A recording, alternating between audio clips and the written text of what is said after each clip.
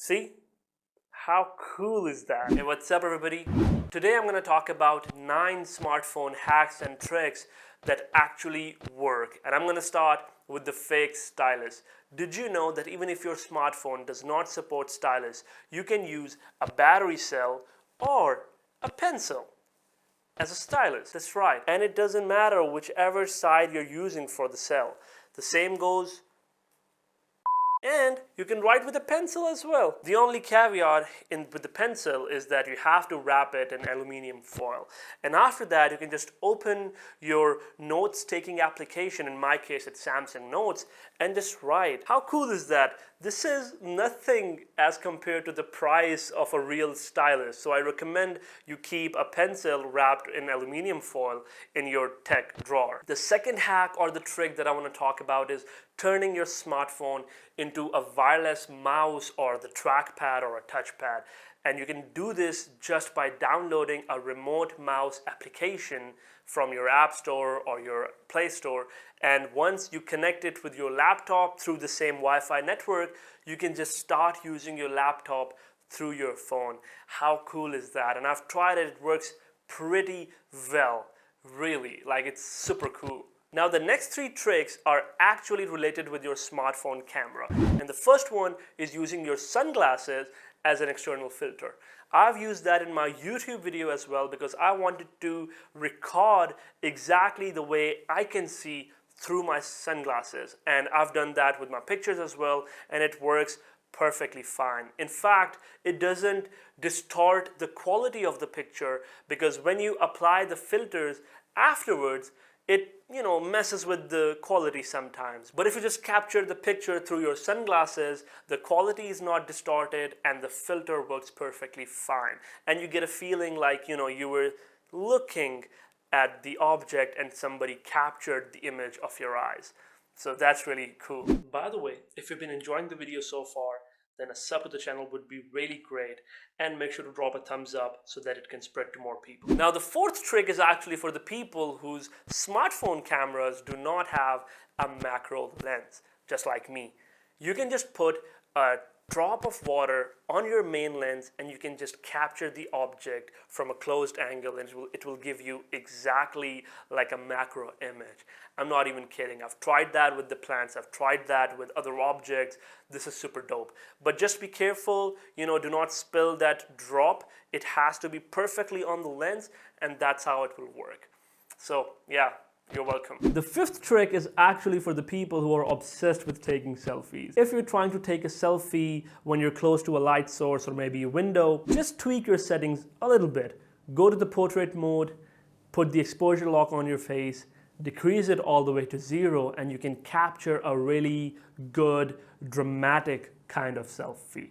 It works really well, and I've tried it with a few of my selfies, and it's like perfect. It gives such a really good feel to your pictures. If we are talking about smartphone hacks and tricks and we do not mention Google Assistant or Siri, then I think it will be a bit unfair because this 6th trick is really cool.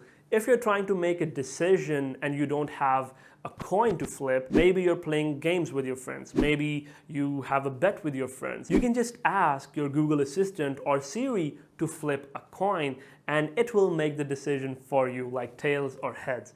This is really cool.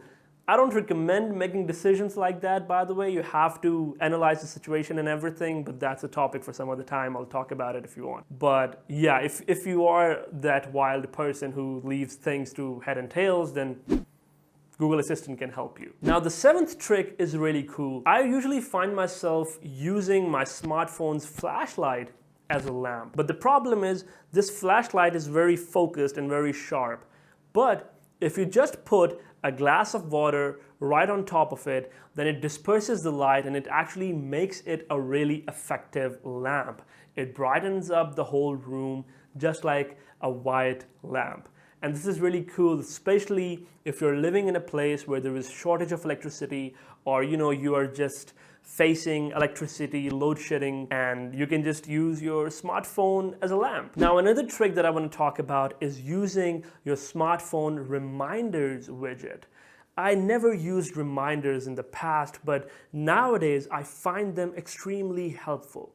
whenever you have an idea, whenever you have a task to do, you can just put them right on your home screen like a to-do list, and once they're done, you can just tap on them and it will go into the completed list.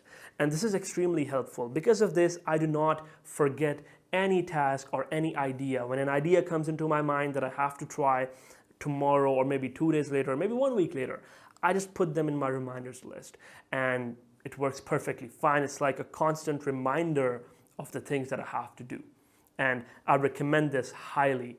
Like seriously, if you're somebody who's like me, keeps forgetting the task, this is gonna be wonderful. Now the last tip is actually for somebody who is constantly exposed to screens. Your laptop screen, your phone screen, your tablet screen. You have a function in your laptop and your phone and your tablets by the name of night light or comfort mode. Do turn it on.